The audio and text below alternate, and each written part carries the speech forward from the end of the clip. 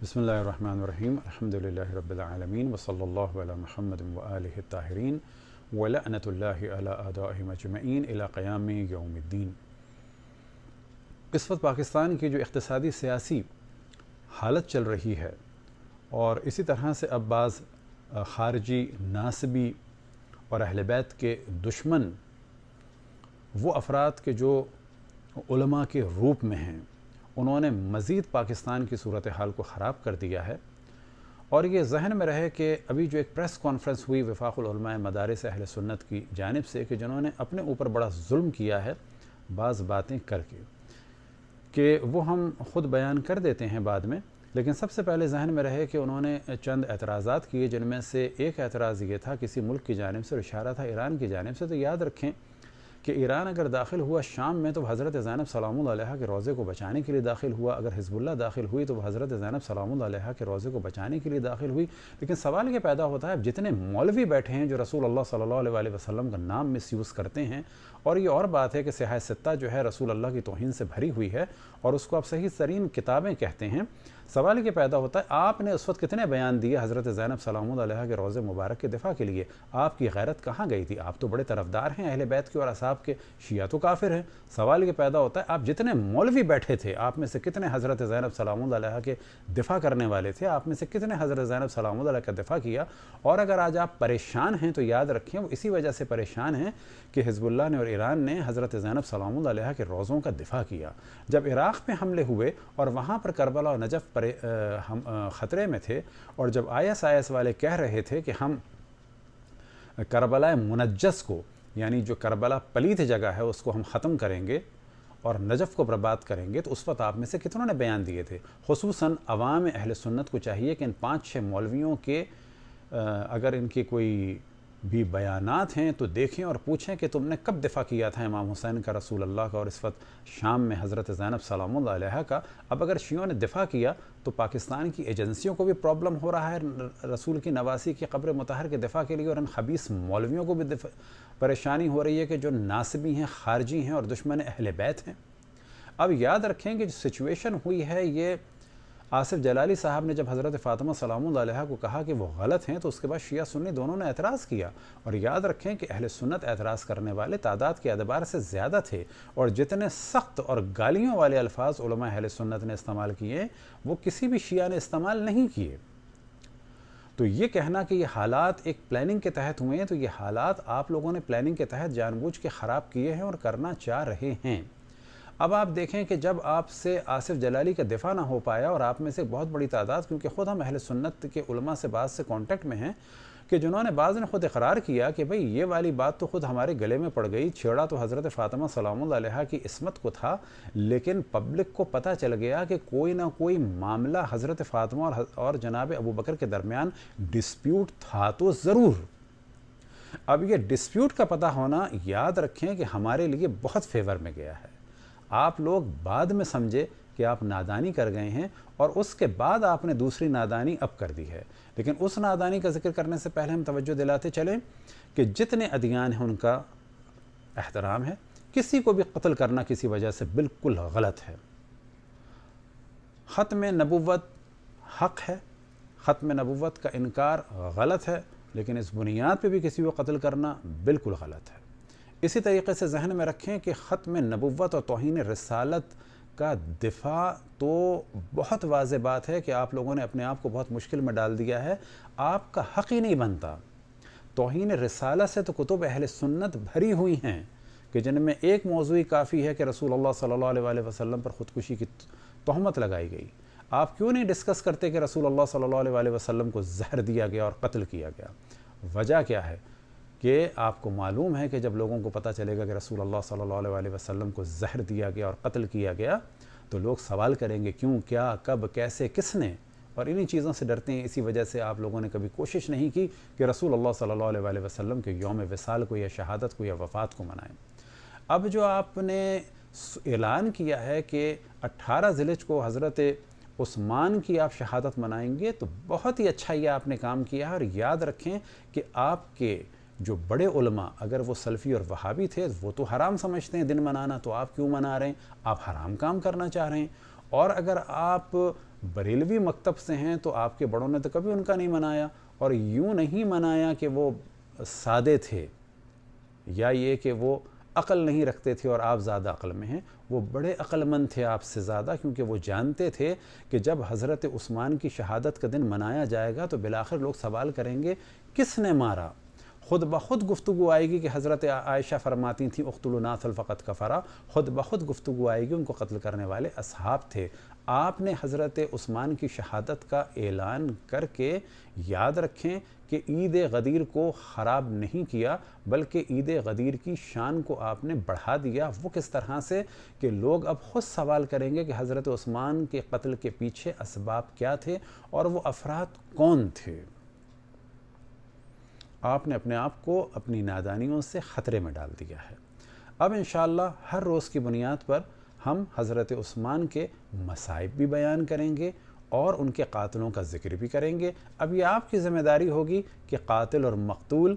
دونوں کو رضی اللہ کہیں یا کسی ایک کو کہیں، لیکن اتنی بات واضح ہے کہ ان کے قاتل سب کے سب اصحاب تھے. اب آتے ہیں اس بات کی جانب کہ ایک اذان کا کلپ چل رہا ہے ایک صاحب کا، انہیں کم سے کم اپنی بزرگی کا تو خیال کرنا چاہیے کہ کتنی نامعقول اور سادی باتیں کر رہے ہیں. کم سے کم یہی سوچ لیتے کہ جو باتیں آج آپ کر رہے ہیں شیعوں کو ختم کرنے کے لیے یا مارنے کے لیے، اس کی خبر جب انڈیا پہنچے گی تو کیا ہوگا. کیونکہ انڈیا میں بھی آپ کے بھائی، کیونکہ آپ بھی مودی جیسی حرکتیں کر رہے ہیں، تو وہ لوگ بھی یہی کہتے ہیں کہ مسلمان اذانوں میں ہمارے خداؤں کی توہین کرتے ہیں جب لا الہ الا اللہ کہتے ہیں. آج آپ نے کتنے آرام سے کہہ دیا کہ اشہد، جب کہتے ہیں شیعہ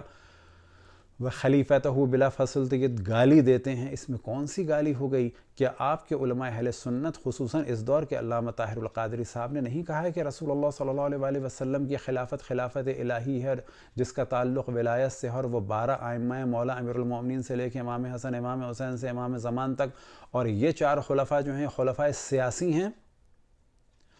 پس معلوم ہوا کہ یہ خلفاء سیاسی ہیں اور وہ خلفاء جو ہیں وہ خلفاء الہی ہیں. اور اگر ان میں سے پہلے کو کہا جائے وخلیفتہ بلا فاصل، تو بلا شک آپ کے اعتبار سے بھی، آپ کے بعض علماء کے اعتبار سے بھی، کہ جو ناسبی اور خارجی اور دشمن اہل بیت نہیں ہیں وہ اس کا اقرار کرتے ہیں. اب آپ سے سوال یہ پیدا ہوگا کہ آپ حضرت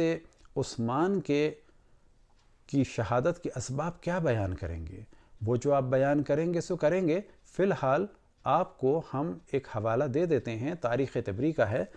جلد نمبر 3 ہے، نفیس اکیڈمی کا ہے، صفحہ نمبر 59 اور 60 ہے کہ جب حضرت عائشہ، یاد رکھیں کہ مدینہ سے نکل رہی تھیں، اس وقت کا حوالہ بھی آپ کو ہم بعد میں دیں گے تاریخ دمشق کا، کہ جب مروان نے آ کے کہا کہ ام المومنین آپ نہ جائیں کیونکہ حضرت عثمان اس وقت محاصرے میں، ان کی جان خطرے میں ہے، اور جب انہوں نے کہا کہ میں جاؤں گی تو اس وقت مروان نے حضرت عائشہ پر ایک اعتراض کیا اور ایک شعر پڑھا کہ جس کا عنوان یہ تھا کہ شہر کو آگ لگا کے آپ نکل رہی ہیں. تو اس وقت حضرت عائشہ نے فرمایا تھا کہ میری تو خواہش یہ ہے کہ تمہارے اور عثمان کے پاؤں میں جو ہے چکی کا پتھر باندھ کے ان کو دریا میں ڈال دیا جائے. آپ یہ کیا لوگوں کو بتائیں گے؟ لیکن فی الحال ایک حوالہ آپ کی خدمت میں موجود ہے، وہ یہ کہ جس وقت آپ مکے میں تھیں اور آپ نے ارادہ کیا مدینہ جانے کا، تو راستے میں عبد ابی سلمہ ملے اور ان سے ان کی گفتگو ہوئی، اور حضرت عائشہ نے سوال کیا کہ اس وقت مدینہ کے کیا حالات ہیں. تو انہوں نے فرمایا کہ لوگوں نے عثمان کو قتل کر دیا اور 8 روز تک کوئی خلیفہ نہیں تھا. حضرت عائشہ نے کہا کہ پھر لوگوں نے کیا کیا؟ تو انہوں نے جواب دیا اہل مدینہ نے باہم جمع ہو کے مشورہ کیا اور آخرکار ایک بھلائی انہوں نے حاصل کی کہ ان سب نے علی ابن ابی طالب پر اتفاق کیا. اس پہ حضرت عائشہ نے کیا فرمایا؟ تو آپ کو تعجب ہوگا کتنا احترام تھا ان کی نگاہ میں اصحاب کا، کتنا احترام تھا ان کی نگاہ میں چوتھے خلیفہ کا. کاش یہ زمین و آسمان اس سے قبل باہم ہو جاتے، یعنی آسمان زمین پر گر جاتا. جو اصل عربی کے الفاظ ہیں وہ یہ ہیں. فرماتی ہیں اے کاش یہ زمین و آسمان اس سے قبل باہم مل جاتے اور تیرے اس ساتھی کی خلافت قائم نہ ہوتی. مجھے واپس لے چلو، مجھے واپس لے چلو. حضرت عائشہ صرف سے مکہ واپس لوٹیں اور یہ فرماتی جا رہی تھی خدا کی قسم عثمان رضی اللہ مظلوم قتل کیے گئے اور میں ان کے خون کا مطالبہ کروں گی۔ اس پر عبد ام سلمہ نے کہا، اے ام المومنین، آخر اس انحراف کی کیا وجہ ہے؟ کیا مراد ہے ان کی؟ تو پہلی آپ توجہ دیں کہ حضرت علی کی خلافت کی یہ پہلے دن سے مخالف تھیں، اور جیسے ہی خلافت کا سنا تو انہوں نے جس طرح سے حضرت عثمان کو قتل کا ارادہ کیا تھا اور جس طرح سے ان کی جان کو خطرے میں ڈالا تھا، بالکل اب انہوں نے مولا امیر المومنین کے خلاف ایک پالیسی بنائی کہ میں عثمان کے خون کا انتقام لوں گی۔ تو یہ کہتے ہیں کہ یہ جو آپ نے رائے بدلی ہے کہ پہلے تو آپ ان کو قتل کروانا چاہتی تھیں، انہیں کافر کہتی تھیں، تو یہ کہتے ہیں کہ میں نے کہا، اے ام المومنین، آخر اس انحراف کی کیا وجہ ہے؟ اور خدا کی قسم سب سے اول آپ ہی نے علی رضی اللہ سے انحراف کیا، اور آپ تو پہلے کہا کرتی تھیں کہ اس ناصل یاد رکھیں، ایک یہودی تھا مدینے کا جس کی لمبی داڑھی تھی، اور حضرت عائشہ حضرت عثمان کو اس نام سے خطاب کرتی تھیں، یعنی اس یہودی سے نسبت دیتی تھیں، جبکہ اسلام میں کسی کے لیے بھی توہین آمیز نام دینا اور القاب دینا یا اس کی جڑیں رکھنا بالکل ایک مناسب کام نہیں مانا گیا۔ لیکن حضرت عائشہ ایک صحابی رسول کو ایک یہودی سے نسبت دیتی تھیں۔ یہ فرماتے ہیں پہلے تو آپ کہا کرتی تھیں کہ اس ناصل کو، یعنی عثمان رضی اللہ بریکٹ میں لکھا ہے، وہ قتل کر دو، یہ کافر ہو چکا ہے۔ حضرت عائشہ نے جواب دیا، ان قاتلین نے اول عثمان رضی اللہ سے توبہ کرائی، پھر انہیں قتل کیا۔ میں نے پہلے قتل کے لیے کہا تھا، اب یہ کہہ رہی ہوں، اور میرا آخری قول پہلے قول سے بہتر ہے۔ اب اس کے بعد جو ہم نے ہائی لائٹ کیا ہے، اور بیچ میں آپ اس کو چاہے تو تفصیل سے پڑھیں تاکہ اور ان میں اضافہ ہو۔ اس کے بعد حضرت عائشہ مکہ لوٹی اور مسجد دروازے پر پہنچ کر سواری سے اتری اور حتیم جانے کا ارادہ کیا۔ وہاں ان کے لیے پردہ لگایا گیا اور ان کے پاس لوگ آ کر جمع ہو گئے۔ حضرت عائشہ نے لوگوں سے فرمایا، عثمان رضی اللہ مظلوم قتل کر دیے گئے، اور خدا کی قسم میں ان کے خون کا مطالبہ ضرور کروں گی۔ یہاں سے انہوں نے عالم اسلام کی پہلی جنگ کی بنیاد رکھی کہ جس میں ہزاروں افراد مارے گئے۔ فگر میں اختلاف ہو سکتا ہے، 10,000 سے لے کے 36,000 تک کا اختلاف ہے کہ جو حضرت عائشہ کی قیادت میں اتنے مسلمان مارے گئے، جو عالم اسلام کی پہلی جنگ تھی۔ ہم کبھی توہین نہیں کرتے، انہی حقائق کو بیان کرتے ہیں۔ اب ہماری گزارش ہے پنجاب اسمبلی کے ان افراد سے کہ جنہوں نے اس بل کو پاس کرنے کی کوشش کی تھی، اور وفاق العلماء مدارس کے افراد کی، کہ یہ جو ہم نے نفیس اکیڈمی کی تاریخ تبری کا حوالہ دیا ہے، تو امید ہے کہ اس کو آپ جلد سے جلد بین کرائیں گے، اور انشاءاللہ اپنے ہیکرز کو ذرا آپ ایکٹیو کریں کہ انٹرنیٹ وغیرہ پہ بھی جہاں پر یہ ہے کہ اس کو بھی ہٹائیں گے، کیونکہ اس میں توہین ہو رہی ہے۔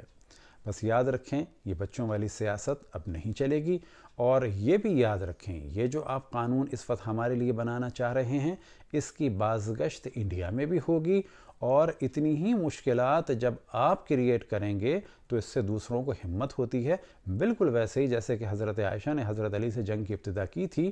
تو بعد میں معاویہ کو بھی محسوس ہوا کہ ہاں اٹ از پاسبل، یہ تو اچھا کام ہے، آسانی سے ہو سکتا ہے، تو پھر جمل کے بعد صفین ہوئی، اور صفین کے بعد نہروان ہوئی۔ تو یاد رکھیں کلچر کو دنیا کے خراب نہیں کرنا چاہیے، اور یہ بھی ہم بتاتے چلیں کہ الحمدللہ آپ لوگوں کی نادانیوں کی وجہ سے، آپ لوگوں کی بے وقوفیوں کی وجہ سے بہت بڑی تعداد اہل بیت علیہ السلام سے وابستہ ہو رہی ہے۔ اور یہ بھی ذہن میں رکھیں کہ آپ لوگ توہین رسالت کے قانون کے دعوے دار نہیں بن سکتے۔ توہین رسالت کا قانون بالکل صحیح ہے، لیکن جو صحائے ستہ کو صحیح کہتے ہوں وہ اس کے دعوے دار نہیں بن سکتے۔ اب گفتگو اصحاب کی توہین کی، امہات المومنین کی توہین کی بعد میں ہوگی۔ اب گفتگو ہوگی صرف توہین رسالت اور توہین خداوند تبارک و تعالیٰ پر، اور یہیں سے ہم تمام مومنین کو پیغام دیتے ہیں کہ بہت ہی ادب سے وقار کے ساتھ گفتگو کریں، پیجز بنائیں، ایکٹیو ہوں، کسی کی توہین نہ کریں۔ اس وقت صرف فوکس کریں کہ جو توہین کتب اہل سنت میں رسول اللہ صلی اللہ علیہ وسلم کی ہے اسے اجاگر کریں، تاکہ یہ جو ڈھول بجایا جا رہا ہے ہمارے خلاف اور شور مچایا جا رہا ہے کہ شیعہ اصحاب کی توہین کرتے ہیں اور انہیں قتل کرو، تو پہلے ہم ایک لمحہ فکریہ دیں گے تمام مسلمانوں کو کہ رسول اللہ صلی اللہ علیہ وسلم کی جو توہین ہے اسے ختم کیا جائے، اور کسی کو بھی قتل نہ کیا جائے۔ نہ ہم کسی مسلمان کے قتل کے فیور میں ہیں، نہ کسی عیسائی کے قتل کے فیور میں ہیں، چاہے وہ آسیہ بی بی ہو، چاہے وہ کسی اور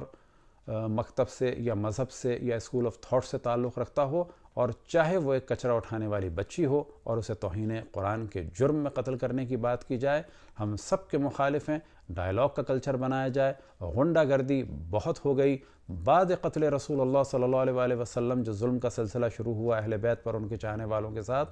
وہ بہت ہو گیا۔ اب ضرورت ہے اس امر کی کہ اہل بیت کے فضائل بیان ہوں، اہل بیت کے مصائب بیان ہوں، اور حق و باطل کو واضح کیا جائے۔ قاتل اور مقتول دونوں کبھی بھی رضی اللہ نہیں ہو سکتے۔ وصلی اللہ علی محمد وآلہ الطاہرین۔